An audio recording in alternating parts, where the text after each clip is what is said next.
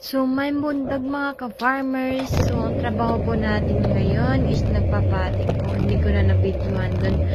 Hindi na ako nabibidyo lalo na pag paulit-ulit yung ginagawa ko. So, ginagawa ko na lang. Binibidyo ko na lang yung mga bagong ginagawa ko. So, ang trabaho ko dyan is nagpapatik. Naubos na kasi yung pot doon. So, kumukuha ako ng mga pot doon sa kabilang part. So, gumagamit kami ng ganyan para mapabilis yung mga trabaho namin dito. Hindi po show time. So, ayan po. So, after ko niyan, after ng trabaho ko, ayan, every na gumagamit ng sasakyan. Tapos, bago uwian, i-park lahat ng mga sasakyan sa greenhouse or sa barn para iwas sa maulanan at malamigan. Baka mag-snow bigla kasi. So, ayun lang po mga ka-farmers, mga mother. Salamat. Just comment for more content.